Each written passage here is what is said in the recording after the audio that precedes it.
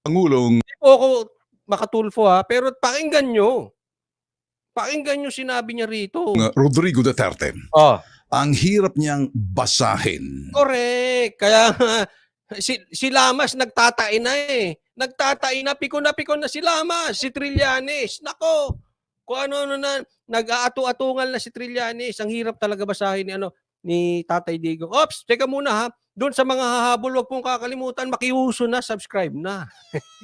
Hindi. Palambing po, lambing ha. Sa mga hindi ko pa po subscriber, Coach Oli News PH, subscribe. Sa Facebook naman, follow po kayo ha. Coach Oli News PH. Siyempre, Banateros Brothers, supportahan natin ha. Okay, tuloy. Ang hirap niyang intindihin. Read my lips, look me in the eye. Paano kita titingnan sa mata, sir? Malabo yan. Mahirap yan, mahirap. Colorblind ako, sir. Ubarin mo yung shades mo, hindi ko makita Hindi ko makita, ha? Esme, bumubula bibig. Sino na naman yung bumubula bibig? Although I have my sunglasses, Ayun. this is to avoid the glare here in the studio. But all I can do, mga boss, I will try to read between lines. Yun. Itong si former President. Yun, kasi alam mo, always read between the lines. Ha? Hindi, bago ko ituloy, huwag kayo magagalit bago ko itutuloy. Ito, medyo late ko nang natutunan. No? Kaya nagkaloko-loko Oo. May kasabihan po kasi, ang babae,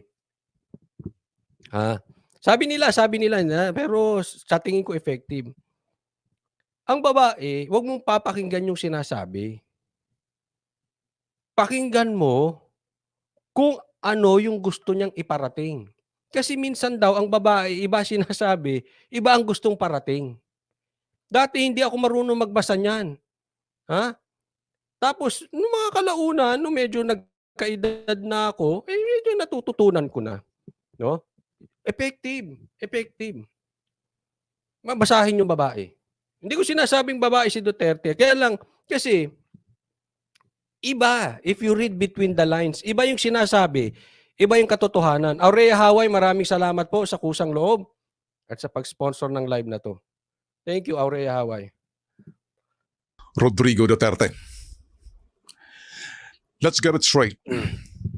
Hindi ko kilala si dating Pangulong Rodrigo Duterte.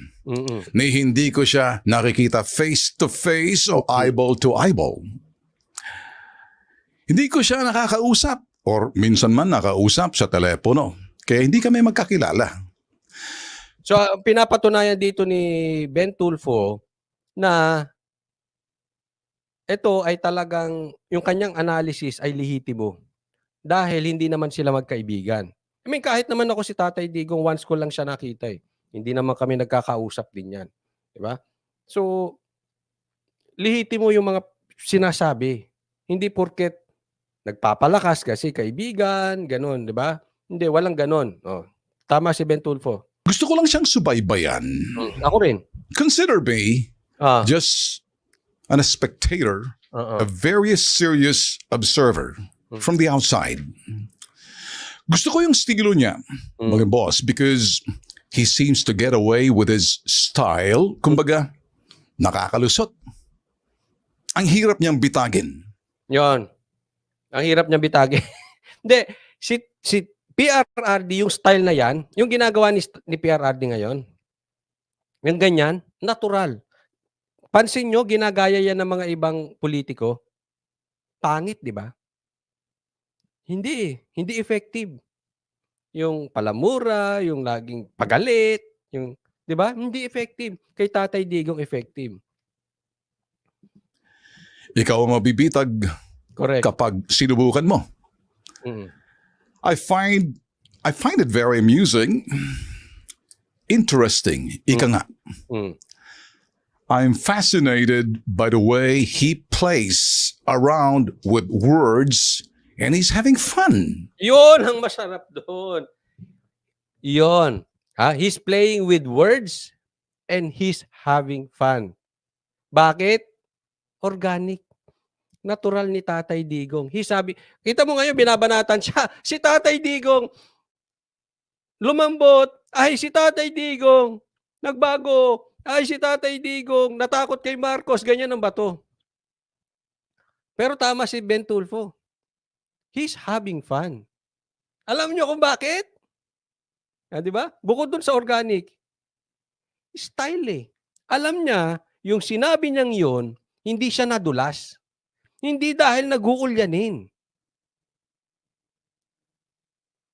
Plinano yung sinabi niya.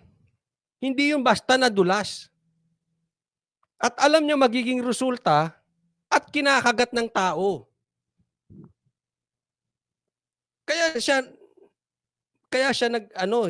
he's having fun. Kasi yun ang gusto niya mangyari. Kagatin ng tao. Sometimes entertaining, sometimes confusing. Himayin natin. Paano ba natin malalaman kung itong si dating Pangulong Rodrigo Duterte ay nagbibiro o hindi? Yun. Sagutin nyo lang sa utak nyo ha. Paano natin malalaman kung si Tatay Digong nagbibiro o hindi? Paano natin malalaman kung siya ay nagsisinungaling tulad ng sinasabi ng mga kumukontra sa kanya? Totoo bang sinasabi nila na siya ay nagsisimula ng mag-ulyanin? Kapag ang isang tao raw ay nag-ulyanin, the brilliance of the person is starting to fade away. Which means sooner. Which is kabaligtaran. Yung brilliance, yung talino nawawala. Tatay Digong hindi. Master champion pa rin.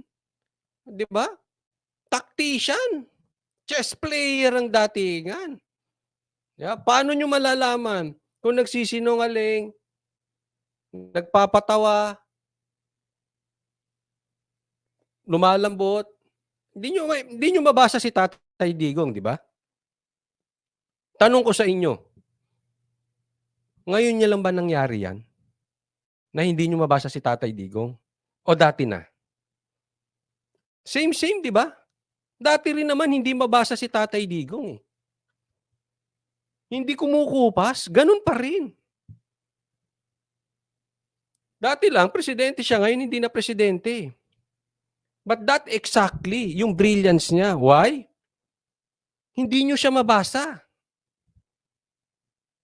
Napikon na nga to si Lamas eh. Hindi siya mabasa ng administrasyon. Exactly. Kasi hindi ka magaling na tactician kung basa galaw mo. Yari ka sa kalaban kung basa galaw mo. Kaya nga magaling si Tatay Digong kasi hindi mabasa yung galaw. Kaya nga naging presidente out of nowhere eh. Hindi nila malaman. Sino to? Duterte. Hindi naman, Davao lang yung kilala. Malayo pa sa survey, biglang bumulusok. Bakit? Hindi nila nabasa. Eksakto, di ba? Or later, is gonna lose it. Lahat ng yan, iisa-isahin natin. Una, mahilig magbiro itong si dating Pangulong Rodrigo Duterte.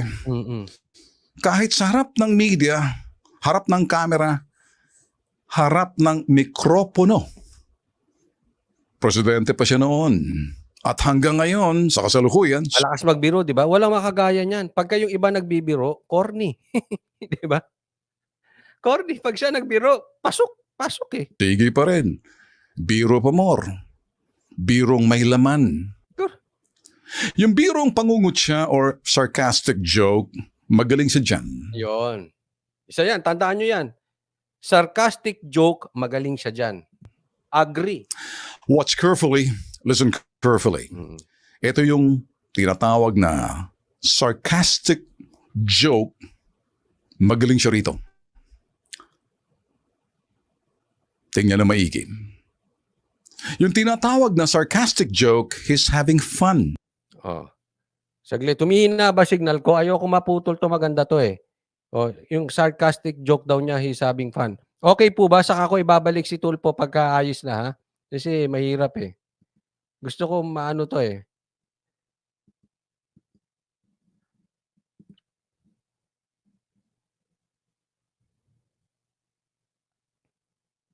Hmm. Example, Example. pahayag niya. Sabi niya nga, sa TV to, nakita naman to, nag-cover, wala akong sinabing ganon. Even if you kill me 1,000 times, wala akong sinabi na ganon. Make it taking drug. Pero sabihin mong addict, wala akong sinabi na ganon. Patayin mo na. Or papatayin o patayin ako ni Marcos yan. Kita mo, di ba? Patayin ako ni Marcos niyan. Di ba? Ilang beses niyang sinabi weak. Ilang beses niyang sinabing handa na akong mamatay. Tapos suddenly, takot siya kay Marcos. Suddenly, patayin ako ni Marcos. Bigyan ko kayo magandang halimbawa. Nakapunta na kayo sa mga kaibigan ninyo na napakaraming handa. Tapos sasabihin, "Hoy, pare, kumare, pasensya na po kayo ha. Yan lang ang napaghandaan ko eh. Oo, kasi medyo naghihirap kami ngayon." Pag tingnan mo yung bahay, ang laki. Pag tiningnan mo yung kotse, BMW, 4, 3. Pasensya na po kasi lugi yung negosyo. Diba? O yung iba naman na mga babaeng sexy, mga ganyan. Parang tumataba ako. Taba ako na ata. Wala nang taba lumalabas eh. Tabang-taba pa siya. Nagigets niyo yung point?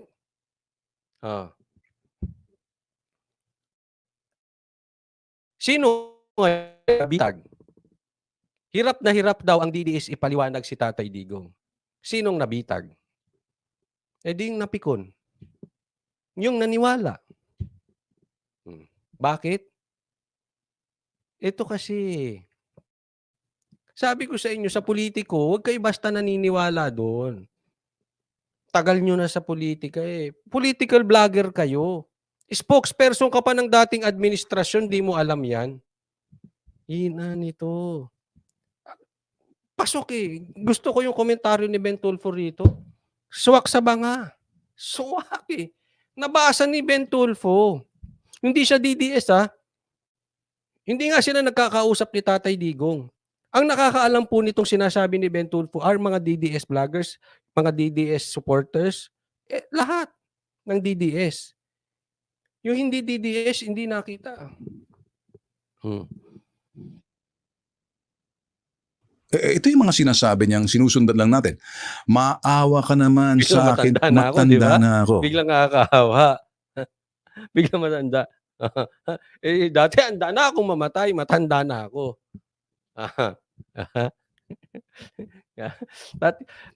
Mismo ka, Tatay Digong, pinaglaruan mo tong mga animal na to. Pinaglaruan kayo ni Tatay Digong. Akalain mo yung edad na yan, pinaglalaruan kayong mga bata. Yan ang sinasabi natin. Eto, hindi lang talino. Sanay yan sa ground. Tandaan nyo si Tatay Digong. Hindi yan pinanganak sa Malacanang. Sanay yan sa ilalim. Marunong yan. Maraming na good time na media rito. Correct! Pinaglaruan ng media. Para sa kanila, balita na to. Ito, gusto ko to sinabi ni... Mapagutol kita ako muna, Ben Tulfo. Alam ko mas pogi ka, pero channel ko to. Hindi. Joke lang. Si Tatay Digong, pag nagsalita, balita. Balita na yun. Ilang linggo na yung pagsasasalsalin ng vloggers, ng media. Bakit? Influential si Tatay Digong, iba. Kayo na mag-isip, di na ako mag-uusga. Pag si Marcos ba nagsalita, ganyan? Balita. Si Tamba nagsalita ganyan, balita. Ha? Ontiveros, wala di ba? Pero pag si Tatay Digong nagsalita, grabe. Kay maka-DDS ka, kay galit ka sa DDS, balita yan. Pipick upin yan. Sure yan. Pick up yan. Pipick upin ng media, pipick upin ng Dilaw, pipick upin ng Pula, pipick upin ng DDS. Pag si Tatay Digong nagsalita, balita. Pag si Tatay Digong nagsalita, ang tao nakikinig. O nga naman, basta kung anong lumabas sa kanyang bibig, as is, where is, balita na yan. Well, yung pangalawa, ito yung follow-up joke, birong pagdududa or cynical joke. Ito naman yung ginagamit niya sa mga politikong hindi niya pinagkakatiwalaan at dapat naman pagdududahan. Malimit ito. Ginagamit niya rin sa Kongreso. At kung kanino. Again, listen carefully and watch. Listen carefully. Watch carefully. Ito yung kanyang sinabi naman. If I can say it to Marcos, if I can say it for all, antibiotic, aspirin, they're all drugs. Pero wala akong sinabi. Papatayin ako ni Marcos yan. Takot naman ako mamatay. Matanda na ako. Okay, makinig kayo mabuti. Tanong ko sa inyo, kahit kayo ay maka-Marcos, kayo ay maka-Tamba, kayo ay maka-Ontiveros, tanong ko sa inyo, do you honestly believe takot si Duterte kay Marcos? Di ba? Kaya maraming nagalit eh. Napikon sila. Kasi alam nila, hindi totoo yung sinasabi ni Tatay Digong. How do you find that? Ito yung pangatlong bihira. Posibleng sa pamilya niya lang, kaibigan niya lang to. Yung birong in the spirit of fun. Wala lang. Kasiyahan, no harm done, no pun intended. Well, enter Antonio Trillanes. Yun, sausaw. Anong aso kaya to? Hindi, wag aso, sausaw. Anong asaw-sawan kaya ito? Toyo o patis o suka? Sige, sausaw ka na kasi hindi ka naman mananalo sa Senado ulit eh. Sausaw ka na kasi wala naman binatbat yung dilawan nyo eh. As usual. Madaling mabasa ang pinagsasabi nitong si Antonio Trillanes. Salamat nga pala sa Magdalo survey ha. At number 5 ini. Number 5 si Tulfo raw sa Magdalo survey. What a big accomplishment. Come on. Keep pulling my leg. Hindi siya naniwala, di ba? Bakit? Basa niya, pinasasakay siya. Nakita niyo yung contrast? Kasi may galaw ganyan ng politiko. Pasasakayin kayo. Nabitag sila ni Tatay Digong. Sakay sila eh. Si Tulfo hindi na pasakay. Nasa top 5. Magdalo nag-ano. Ayun. Wala. Bakit? Kasi ang difference, mahina utak nito si Trililing. Basa mo galaw nito. Ang talagang magaling, hindi ka mababasa ng kaaway. Yun po talaga. Si Trililing, basang-basa eh. Basa na. Number 5 sa senatorial survey ng inyo Magdalo. Sino? Ini. Thanks but no thanks. Okay, back to Trillanes.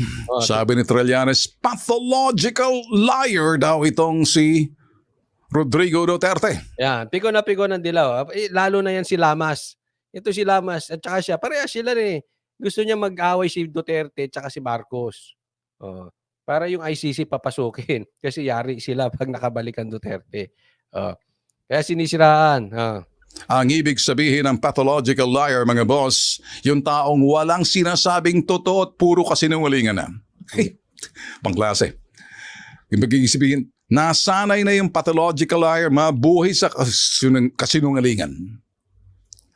Kaya naman, sa pananaw ni Antonio Trillanes, itong dating Pangulong Duterte, Rodrigo Duterte, may amats.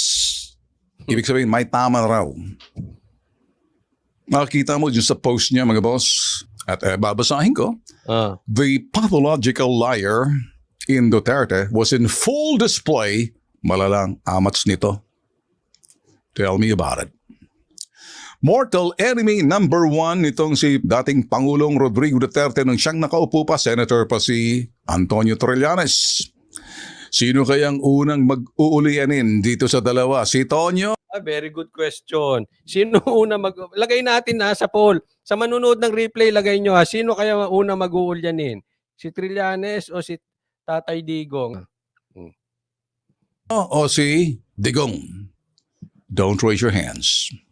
Please, if you know the answer, do not raise your hands so you don't get in trouble. Hindi, pinapol ko na Kapag tinawag mo ang isang taong pathological liar dahil pilit mong binabasa ang mga palabrang lumalabas sa bibig niya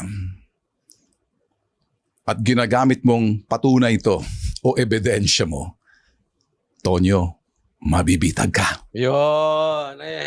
Ibig sabihin, nabitag na. Nabitag. Kasi, kaya mo sinabing pathological liar yan. Kaya mo sinabing sinungaling yan. Kasi binabasa mo lahat.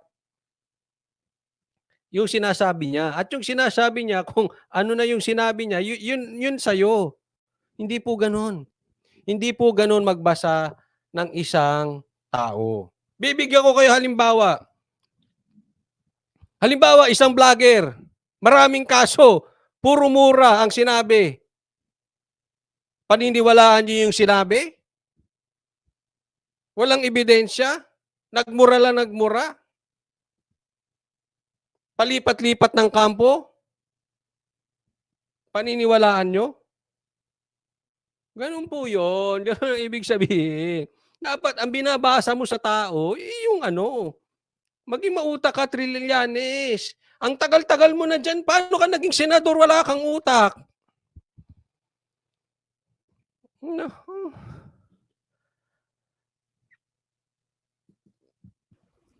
Slow down. Baka nakalimutan mo yung may tinatawag pang white lie. Wala kasi sa bokabularyo ninyo, ikaw particular Tonyo, or iba sa atin. Nag-ibig sabihin ng white lie, pagsisinungaling para hindi ma-offend, masaktan yung tao because you want to be decent and courteous but still you're lying. Ginagamit din ito ni dating Pangulong Duterte noon. At so it's an art of communicating para sa kanya. Sabi nga nung araw, marami nagsasabi, out of the box. Hindi siya templated. Hindi siya yung sinasabing typical na statesman kung tawagin ng iba dahil he's just be himself. May kasabihan, style makes a difference. Every person, they have their own style. One of a kind yan. Si Tatay Digong, one of a kind. Hindi talaga magaya. Siguro ang closest na pwedeng makagaya sa kanya si Basti. Pero wala ako nakakita ng ganyan na kaya niyang laruin yung galit, tapos patawa, tapos binibili. Tapos lahat nakikinig.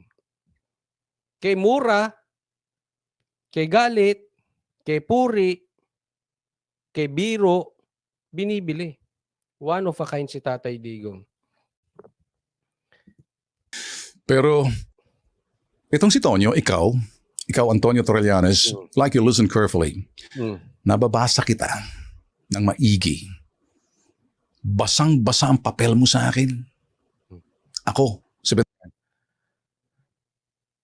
Ito si Trillanes wala. Hindi, kumbagat sa hindi sanay sa basa ang galawan niya. Basang-basa. Basang-basa siya. Malayo to. Alam mo na agad kung anong puntirya ni Trillanes eh. 'Di ba? Alam mo na agad. Eto honestly sa mga Duterte, minsan mag-iisip kayo, ano 'yun? Ano 'yun, 'di ba? Tulfo bitag. Di ko makakalimutan yung sa Senate hearing, yung estilo mong accusatory, prosecutorial ang dating. Nako, lagot ka. Senate hearing yan. Senate. Hindi yung paglilitis sa hukuman. Hindi ka prosecutor, hindi ka piskal. Etong ginagawa niya, mga boss sa akin, hindi ka matandaan. Kaya mas matindi ka, Trillanes. Sanay ka pagdating sa sinasabing pathological lying. That's what you are. Tanda. Ikaw yun eh. Galit sa sariling multo ito si Trillanes. Ano mo, Tonyo? May issue tayong dalawa. Ikaw at ako. Di pa tayo tapos.